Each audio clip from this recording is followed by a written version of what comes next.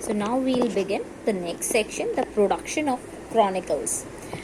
जैसा कि अभी हमने पिछले वीडियो में देखा था कि ये क्रॉनिकल्स क्या होते हैं। क्रॉनिकल्स स्टोरीज का कॉम्बिनेशन होता है कि जैसे जो मुगल एम्परर्स थे उनका मेन मोटिव होता था कि उन्होंने जो भी काम किया है उसको ऑन रिकॉर्ड्स रखा जाए, उसको इन राइटिंग रखा जाए। तो ये चीज़ें होती थी। अब हमने पढ़ा कि भाई बाबर जो था वो चंगेज़ खान से रिलेटेड था, वो मदर के एंड से वहाँ से रिलेटेड था। चंगेज़ खान का जो बड़ा बेटा था ये अपने मुगल्स जो थे वो उनको अपना उधर का ट्रेंड वो मानते थे, डिसेंडेंट मानते थे। और जो उनके लिंक्स देखे जाते हैं तो चंगेज़ खान के बड़े बेटे के जो बच्चे रहे वो ये मुगल्स बनकर आए। तो इनका जो मेन लैंग्वेज था वो टर्किश लैंग्वेज था जो बाबर फॉलो किया करते थे, और उसी लैंग्वेज में था मोस्ट प्रोबेबली कि क्रॉनिकल्स मिलेंगे। बट ये जो क्रॉनिकल्स हैं वो टर्किश लैंग्वेज में है और मेजॉरिटी ये पर्शियन लैंग्वेज में है। तो जब बाबर थे, हुमायूं थे, उस टाइम की चीज़ें टर्किश लैंग्वेज में हैं, जैसे बाबरनामा वगैरह जो था वो टर्किश में है।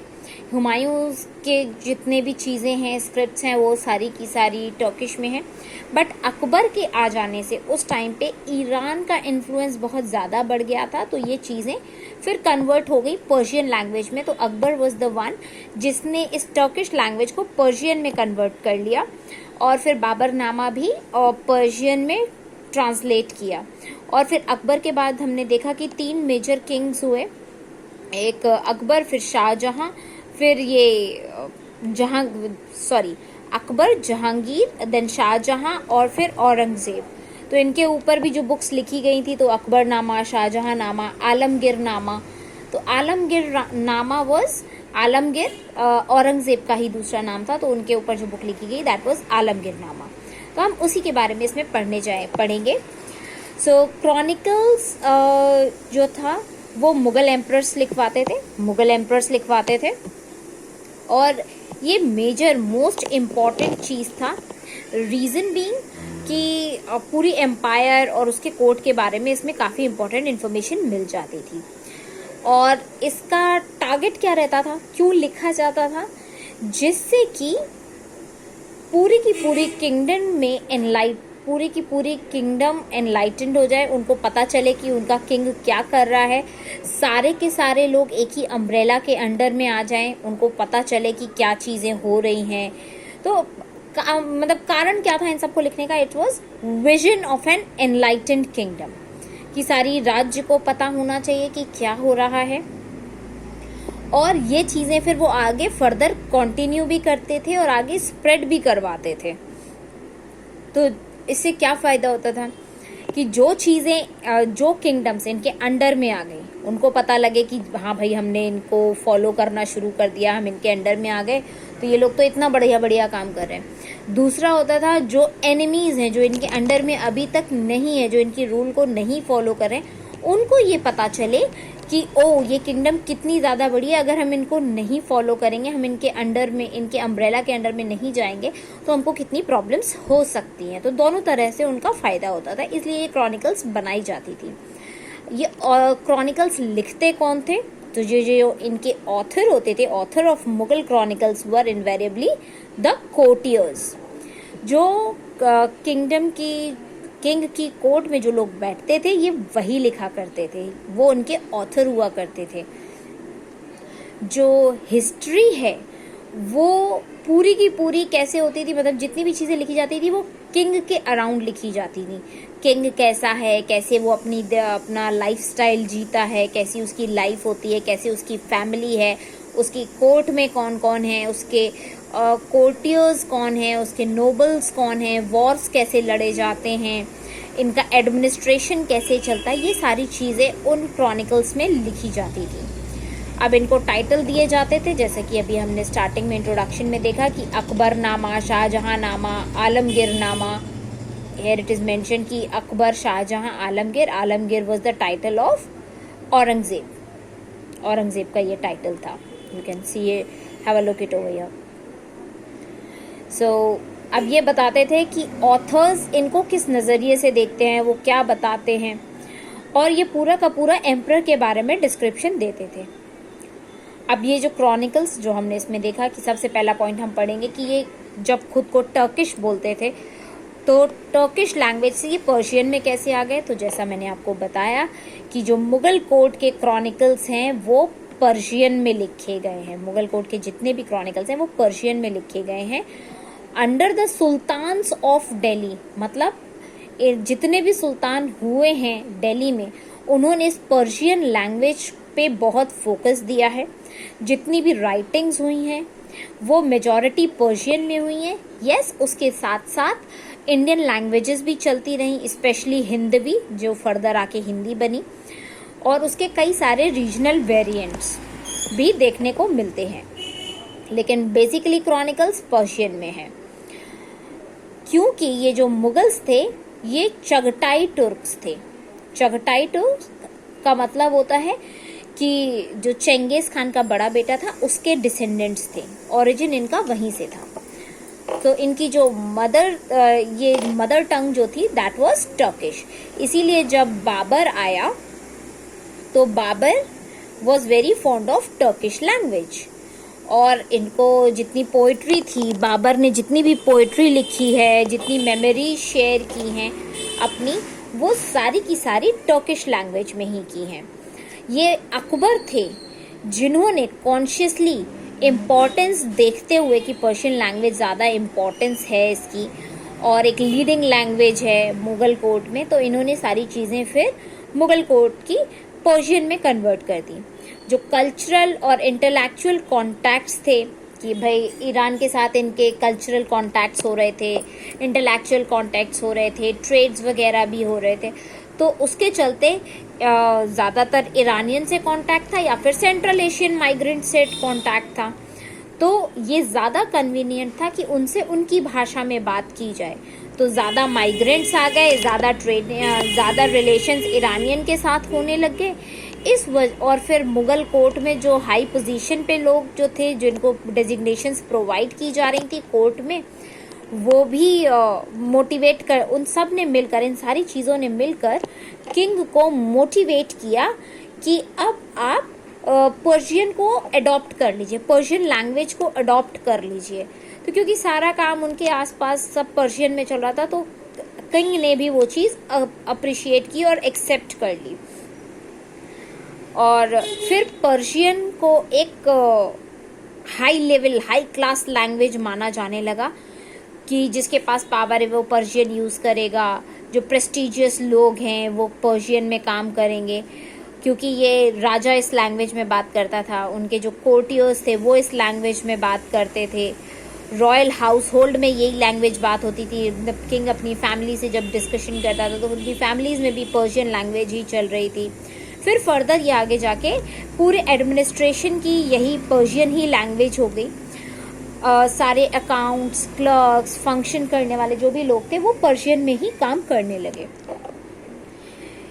ऑल्दो ये पर्शियन डायरेक्टली बाकी लोग यूज़ नहीं करते थे, लेकिन फिर भी इसकी वोकैबलरी वगैरह, तो वोकैबलरी, इसके ईडियम्स बाकी की लैंग्वेज को भी इन्फ्लुएंस करते थे, और ये रिकॉर्ड्स में देखा जा सकता है। टेक्सचुअल रिकॉर्ड्स इनका गिवन है, जैसे कि राजस्थानी, मराठी या तमिल लैंग्वेज को जब हम देखते हैं तो इन लैंग्वेजेस में भी पर्शियन ईडियम्स का यूज़ होता है, क्योंकि जो जनरल लोग थे 16th और 17th सेंचुरी के, वो अलग अलग रीजन से आए हुए थे, सब कॉन्टिनेंट के अलग अलग रीजन से आए हुए थे, तो वो दूसरी लैंग्वेजेस भी बोलते थे और पर्शियन भी यूज़ करते थे। तो पर्शियन भी यूज़ करते थे और दूसरे सब कॉन्टिनेंट से आए थे, तो एक मिक्सचर ऑफ लैंग्वेज बन गया था। और पर्शियन में भी वेरिएशंस आ गए थे। जब होता है कि आप दिल्ली में रह रहे हो, अभी आप दिल्ली से उठ के अगर आप बंगाल चले जाते हो, तो वहाँ पे अगर लोकल लोग बंगाली बोल रहे हैं तो कुछ वर्ड्स आप वहाँ के अडेप्ट कर लोगे, फिर आपकी लैंग्वेज में दिल्ली की लैंग्वेज रहेगी, लेकिन उसमें कुछ वर्ड्स बंगाली भी आने लगेंगे जो आप कॉमनली यूज़ करने लगोगे। वहाँ का एक्सेंट आ जाता है, वहाँ के वर्ड्स जहाँ भी आप रहते हैं। तो येस, पर्शियन यहाँ यूज़ हो रही थी, लेकिन क्योंकि यहाँ पे और दूसरी इंडियन लैंग्वेजेस भी थी, तो पर्शियन जो ओरिजिनल लैंग्वेज थी उसमें भी कई सारे लोकल इडियम्स को एब्जॉर्ब कर लिया। जैसे लोकल लैंग्वेजेस ने, राजस्थानी ने, मराठी ने पर्शियन इडियम्स को एब्जॉर्ब किया, उसी तरह पर्शियन लैंग्वेज ने बाकी के इडियम, लोकल लैंग्वेजेस के इडियम्स को भी एब्जॉर्ब किया। सो अब हिंदवी और पर्शियन दो लैंग्वेजेस मिलकर एक नई लैंग्वेज बनकर सामने निकली, विच वॉज उर्दू। और वो इंट्रैक्शन दिखाती थी, उसमें पर्शियन भी था और हिंदवी भी था। सो दोनों का मिक्सचर होके उर्दू का ओरिजिनेशन हो गया। फिर जो मुगल क्रॉनिकल्स थे, जैसे अकबरनामा, वो पर्शियन में लिखा गया। बाबर की जो मेमोरीज थी, बाबरनामा जो लिखा गया, वो टर्किश में ओरिजिनली लिखा था कि बाबर ने तो अपनी सारी चीज़ें टर्किश में ही लिखी थी, लेकिन उसको फिर वापस ट्रांसलेट किया गया बाबरनामा को पर्शियन लैंग्वेज में। फिर कई सारे संस्कृत टेक्स्ट्स थे, उनको भी पर्शियन लैंग्वेज में कन्वर्ट किया गया। जैसे सबसे एपिक हमारा महाभारत है, रामायण है, इनको भी पर्शियन में कन्वर्ट किया गया। और ये करवाने का काम मुगल एम्परर्स का है, उन्होंने पर्शियन में कन्वर्ट करवाया था, ट्रांसलेट करवाया था, नॉट कन्वर्ट कराया था, ट्रांसलेट करवाया था। The correct word is translate. तो महाभारत को जो ट्रांसलेट किया था उसका नाम रखा गया था Razmnama. Razmnama is book of Wars. तो महाभारत का पर्शियन ट्रांसलेशन जो मुगल एम्परर्स के थ्रू कराया गया, that is Razmnama, which means book of Wars. ये तो हुई लैंग्वेज की बात। अब बात करेंगे सेकंड पॉइंट, जिसे कहते हैं मैन्यूस्क्रिप्ट्स। सबसे पहले हमें जानना चाहिए कि मैन्यूस्क्रिप्ट्स क्या होती है। मैन्यूस्क्रिप्ट्स वो होती है जिनको हाथ से लिखा जाए, hand written books, not printed books, या कहीं और से कलेक्शन उठाया टेक्स्ट का और रख लिया, वो नहीं। जिनको खुद हाथ से एक एक शब्द लिखा गया है उसको मैन्यूस्क्रिप्ट कहते हैं। अब ये जो मैन्यूस्क्रिप्ट थी, इनको स्पेशल एक जगह बनाई गई थी जहां मैन्यूस्क्रिप्ट्स बनाई जाती थी, लिखी जाती थी, उसको कहते थे किताब खाना।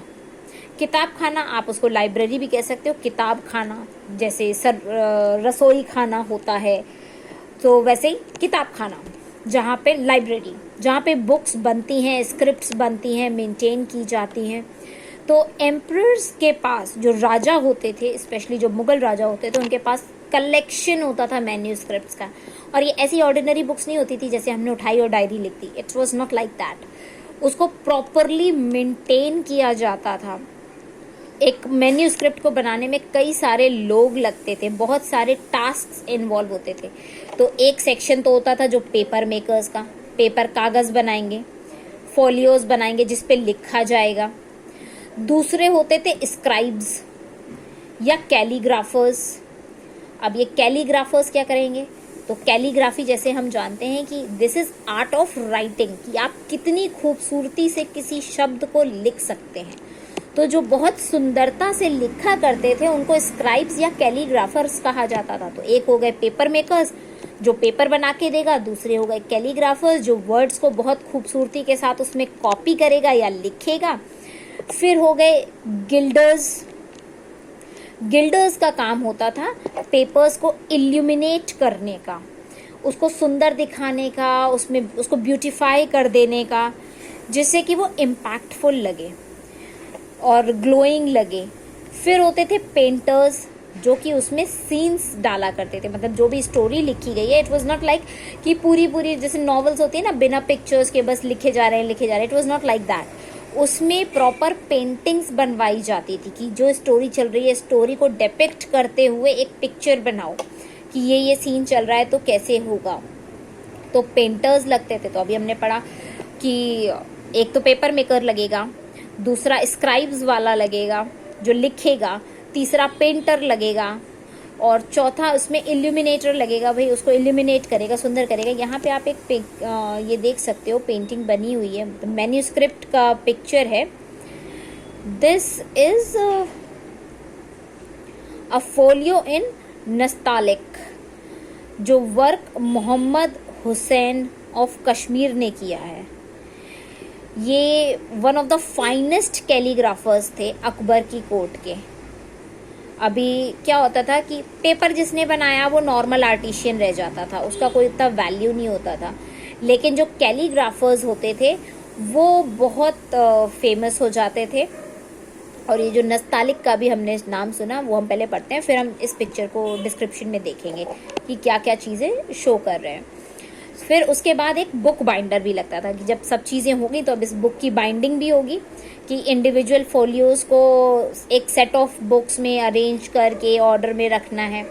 फिर उसके ऑर्नामेंटल कवर्स बनते थे, ऐसे नहीं कि कोई भी नॉर्मल पतला सा कवर में रख दिया या कागज उसमें पेपर में या कपड़े में लपेट के रख दिया, नॉट लाइक दैट। उसका प्रॉपर बुक कवर बनाया जाता था। फिनिश्ड मैन्यूस्क्रिप्ट जब बन जाती थी, क्योंकि ये बहुत लेंदी प्रोसेस होता था, बहुत टाइम टेकिंग होता था, बहुत एफर्ट लगता था, तो ये एक प्रीशियस ऑब्जेक्ट की तरह हो जाता था और ये बहुत वेल्थ और ब्यूटी को वो शो करता था। और ये सबसे बड़ी चीज़ होती थी कि ये उनका पैट्रनेज दिखाता था, पावर ऑफ इट्स पैट्रनेज, कि किस तरीके से इनके जो पूर्वज थे वो क्या क्या किया करते थे, वो सब चीज़ें शो करता था। सो अपने आप में जिसके पास मैन्यूस्क्रिप्ट होती थी वो उसके रॉयल्टी को भी दिखाती थी, ब्यूटी भी दिखाती थी, और वो गर्व महसूस करते थे कि हाँ हमारे पास ये मैन्यूस्क्रिप्ट्स हैं। और सेम टाइम पर जो एक्चुअल प्रोडक्शन होता था मैन्यूस्क्रिप्ट का, उसको रिकग्निशन भी मिलता था। जिसने वो मैन्यूस्क्रिप्ट लिखी उसको टाइटल्स दिए जाएंगे, अवार्ड्स दिए जाएंगे। जो कैलीग्राफर्स और पेंटर्स होते थे, अब मैंने आपको बताया कि पेपर मेकर्स तो वो नॉर्मल आर्टिशियन हो गया, बाइंडर वाला भी ऐसे ही हो गया कि भाई बाइंडिंग कर रहा है, कोई इतना सिर्फ आर्टिस्ट है भाई, काम कर रहे हैं। लेकिन जो कैलीग्राफर्स होते थे जो उसको बहुत खूबसूरती से उस पर लिखा करते थे, या जो पेंटर्स उसमें पेंटिंग बनाया करते थे, उनको सोशल स्टैंडिंग मिलती थी, उनको अप्रिशिएट किया जाता था, अवार्ड दिए जाते थे। सो कैलीग्राफी जो है वो आर्ट ऑफ हैंड राइटिंग है। अब ये बहुत इम्पोर्टेंस भी रखती है, जिसमें हमने देखा कि सॉरी मेरा सिस्टम बंद हो गया। अब हम इसको ऐसे बना लेते हैं। ओके,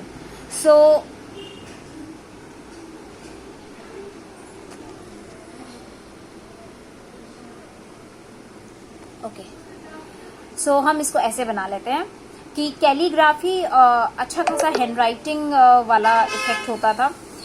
तो बहुत लंबे लंबे हॉरिजॉन्टल स्ट्रोक्स के साथ जो राइटिंग होती थी, जो अकबर को बहुत पसंद थी, जिसका अभी हमने पिक्चर भी देखा था, उसको नस्तालिक कहा जाता था। वो वन ऑफ द फेवरेट थी अकबर की, उनको बहुत पसंद थी। उसी का ये जो पिक्चर था वो यहाँ था, दीज हॉर्न्स ना। चलो ठीक है, हॉन्टिंग ऐसी होती रहती है, डराने वाली एकदम। So this is the end of this topic. Next मेरा लैपटॉप स्टार्ट हो जाएगा तब हम नेक्स्ट वाला वीडियो करेंगे। चलो बाय बाय।